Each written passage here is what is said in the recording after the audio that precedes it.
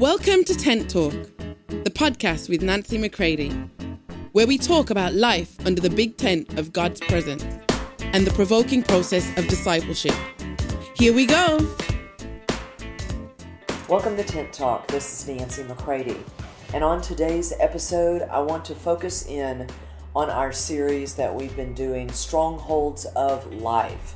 And there are three elements if a person, a leader, a builder, a visionary, a pastor would be themselves a stronghold of life, where then they can turn and truly encourage their people to allow God to work in them, where they become a stronghold of life. Take a listen today to these three elements, and I pray that you will go deeper with God in your own personal process. Hey everybody, welcome to Tent Talk. We are continuing our series, Strongholds of Life, today, and this is part 3. I'm sitting in my hotel room in Alamogordo, New Mexico, where I have had a fabulous weekend coming together to serve at Cottonwood Christian Fellowship with the young adult leaders there and getting to know the pastors. It's been a great time together. I'm watching the sun rise, and it's going to be a beautiful day. And so I'm so glad that you're with me. Now, if you notice that my voice is a little bit different today, I hope it's not a distraction to you, but it's just simply being in a different climate oftentimes can have a little bit of a different effect on us. But let's just go in today and let's continue in this. So I want to share what in the context of becoming strongholds of life ourselves personally then means that the church can become a stronghold of his life. That means that people may encounter you, but by encountering you, they become much more aware that they've encountered him, and they've heard his voice, and they realize there is hope, and they realize that there is a way that they can move forward with him. And so we don't want people to leave having encountered us and only our name, is on their lips. We want his name to be on their lips, and even more importantly, deep within their hearts. So, I oftentimes make the statement that we're living in days of great glory and days of great trouble simultaneously. It's not all glory and no trouble. It's not all trouble and no glory. They are simultaneously happening at the same time, and we must be ready for both. So, the great glory is Christ in you, because Colossians 1:26 through 28 says that it is Christ in you that is the hope of glory. And so the more that we're having an ever-increasing experience of Christ in us, then that means that his life is able to move more and more through us to others. Because this is what Jesus came to bring, was life. We want to be those who impart life, not just intellect, not just, a little inspiration and motivation here and there. We want to be those who are strongholds of life. Therefore, we are imparting life to people just in our everyday living. So that is the great glory. And days of great trouble, my friends, means that in our generation, in our hour of history, there is tremendous trouble that is going on.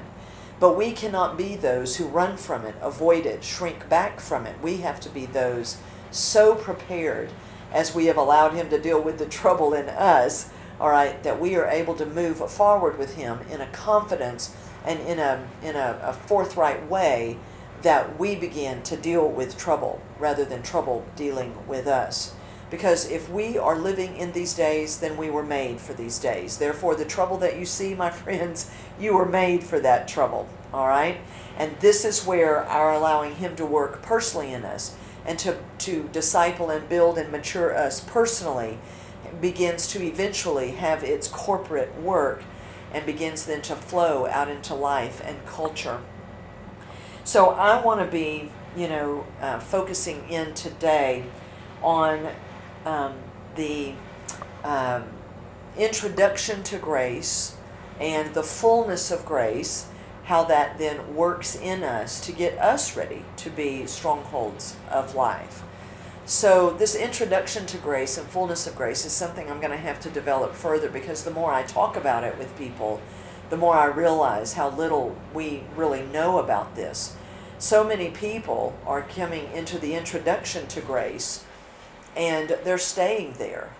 And it's causing, I'm sorry to say, it is causing maybe more of a lazy church, more of a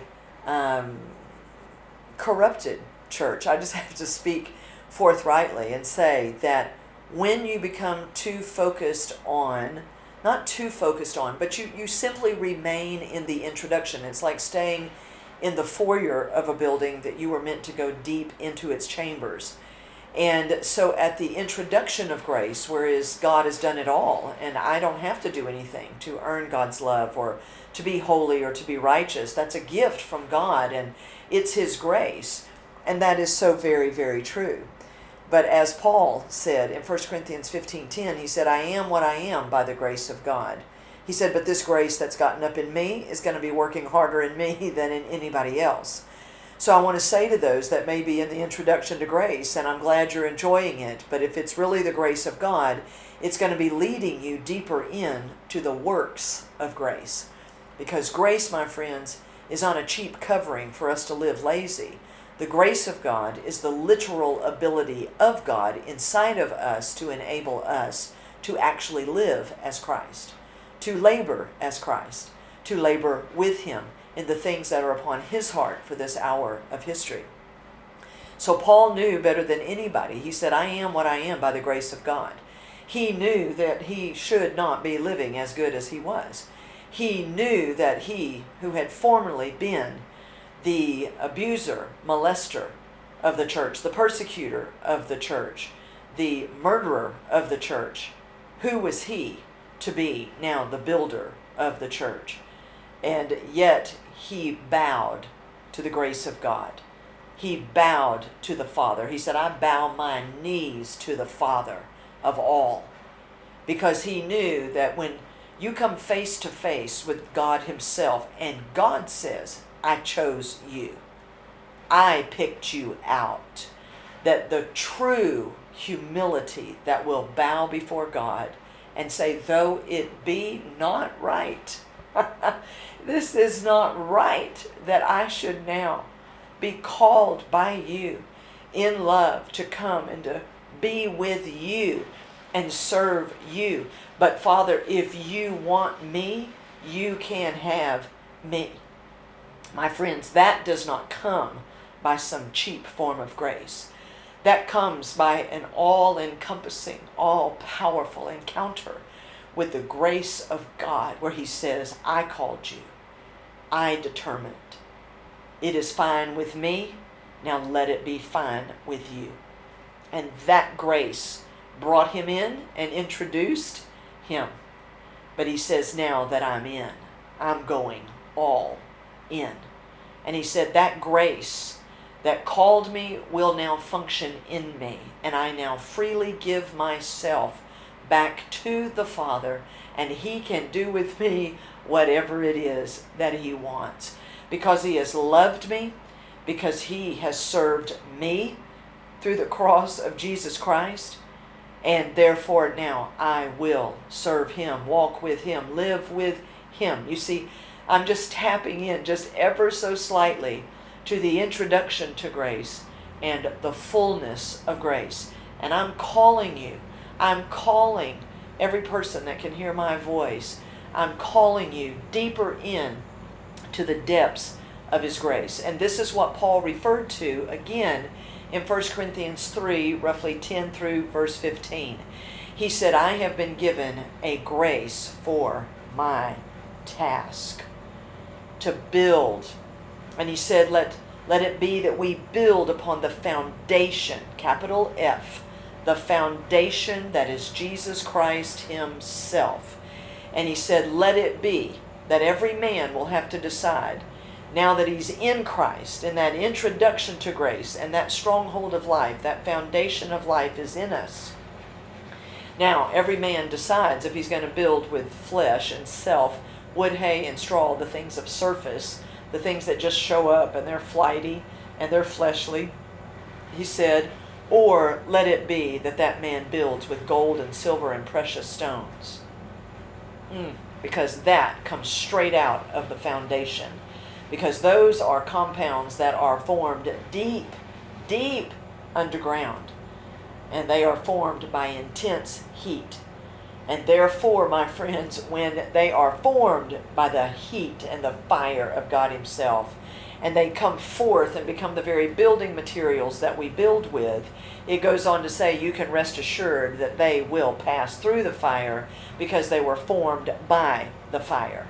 You see, I want us to be such strongholds of life that we don't any longer try to serve God once we've gotten in by the introduction to grace, that we don't continue to try to build by wood, hay, and straw, by the simple man-made synthetic efforts of people, that we allow Christ in us to mature and to begin to find expression through us. My friends, it's His patience, it's His love, it's His life, it's His faith inside of me being formed and developed.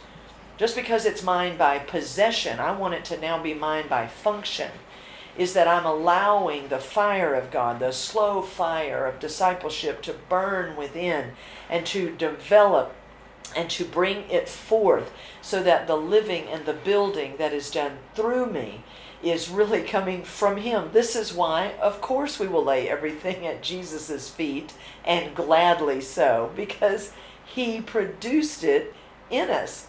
It's His life within us. Are we a stronghold of His life?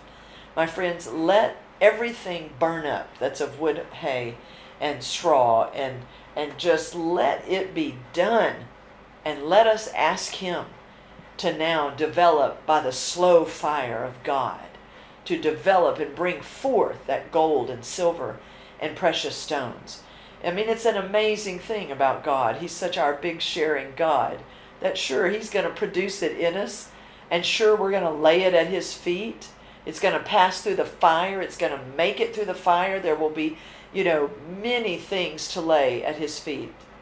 And then it says He will actually reward us. I mean, really? I mean, this is an amazing, amazing thought. God's going to produce it all. And then He's going to reward us. And I'm amazed every day at His goodness. And as the sun is rising here in Alamogordo, New Mexico, and I'm watching it through the window, seeing the mountains in the distance, and I'm like, God, You are fantastic. Your plan is fantastic. Your ways are fantastic. And so will we be those who let Him now forge within us by the fire of discipleship so that He can bring forth the very building materials, you see, that will be how He builds His church, builds His people to be a stronghold of His life. And there are three just simple elements. These are not all. This is just three that came to me over the last several days as I've meditated on this, that I wanted to share with you, that those who will become these strongholds of life, because the foundation and the only foundation that we live from is Him.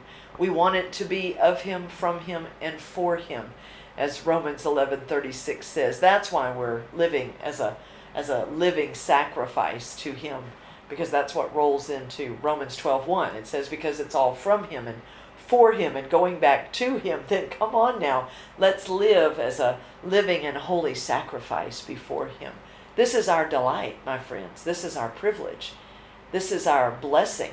I want others to look at us and see the way that we live, and that they would be envying us, instead of Christians turning and envying sinners, that they could just run free. Let it be that the world begins to be made hungry by the way that we truly and authentically and organically and intimately live in such deep oneness and union with Him. For more information on Nancy, please visit nancymccready.com or follow her on social media at NBMcCready. So these three elements that I want to quickly share with you are that you will be like a quiver in like an arrow in God's quiver. It says that children are arrows that can be shot out in such power. So it's like God can reach behind himself and he can draw forth an arrow. He puts it in the bow, but remember that before a bow and arrow can cooperate together to shoot that arrow out, the arrow has to be drawn back. So if you're in a season right now where it feels like you're being more drawn back than you are being shot out, then realize that's a part of the deep preparation. He's drawing you back to himself, drawing you into the stronghold of life he is inside of you. There are many things that he's going to be doing so intimately and intricately that are so detailed you can barely describe it to other people when it's happening, because it's so private between you and him. And in that pulling back is when the archer is getting ready to zero in on the target. So remember, my friends, God is getting you ready. He draws you back to himself. He deepens you in grace. And then he will surely shoot you out into your specific assignment. And he will do this, my friends.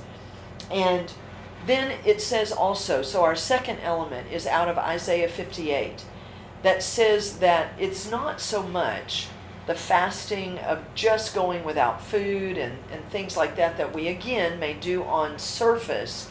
But Isaiah 58 by many is called the chosen fast chapter, because God says this is what I truly long for, is the fast where you might give up maybe some of these external things that you're doing. Come deeper with me. He says, because when you pass on the very things you sustain your own life with, then I will break forth in great healing and restoration. You see, we as leaders, builders, visionaries, pastors, whatever role that you're in, your assignment, the giftings, the callings, all of these things, eventually, my friends, are we drawing from him as our life? Is he our stronghold of life? And if he is, then let's pass that on. The very thing we sustain our own life with. There's no division. There's no us and them. There is all of us who are in the corporate body of Christ. And I want to be one who's passing on the very same thing that I sustain my own life with. I'm not here to help other people with trouble. My, I had trouble. I caused trouble. And God came to me and dealt with me. And what he did in me, what he deposited within me, that is what I want to pass on to the body of Christ, to the people of God, because we are here to equip the saints. We are here to equip them for the grace-filled work of the ministry. So, number one, we all want to be that arrow in God's quiver that he can draw out and shoot out as a mighty sun in this hour. So we want to allow him to draw us back to himself, deeper into life, and then be able to be zeroed in and focused in on what it is he's sending us forth to do. The second is Isaiah 58, where it talks about the chosen fast. Let's pass on the very thing we sustain our own life with. And then the third one, let's be those like Peter, who also knew the deep introduction to grace and the fullness of grace. And Jesus said to him, he said, now, Peter, the devil has asked permission to sift you like wheat. And I'm going to be praying for you that your faith will not fail. You see, Peter's faith in himself had to fail, that wood, hay, and straw, so that he came back into faith in Jesus and the very faith of Jesus, the only faith that will not fail. And then he said something so powerful to Peter. He said, and then Peter, once you have turned back to me as your stronghold of life in a whole new, fresh, powerful way, he said, then once you have turned, now strengthen the brethren, pass it on, build my church, feed my sheep, build them, strengthen them, establish them, cause them to know a stability for their days of glory and trouble. And so it is to us that God would say, turn and strengthen the brethren. This word brethren is not a gender word, my friends, because we are spirit before we are gender, color, or anything else. We are spirit. And he was saying to him, turn and strengthen those who also, Peter, are born of me. Because the Adelphos, the brethren, this Greek word, means those who are born of the same womb and have the same calling. You see, Jesus was the first of many brethren. He was the first of many sons of glory who will be able to walk in these days of trouble. So I want you to be encouraged today, my friends, as we close out. I want you to be encouraged. Do not stay in those introductory waters of grace. Go deep, my friends. Go all the way into the full house. Go into the full power, the full strength of God, the full stability of God. Know who He is and who you are to Him. Let Him draw from the intense heat formed compounds within, the gold and the silver and the precious stones. Don't build, my friends, with wood, hay, and stubble, because it's all about to fall. We want to be those who invite Him. Invite Him, my friends. Don't make Him chase you down. Invite Him and say, Father, do it now in me your way. All right?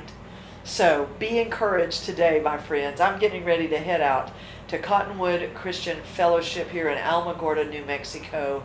And I am so honored and privileged to just simply pass on the very things that I sustain my own life with today, as I have the opportunity to teach a class there today.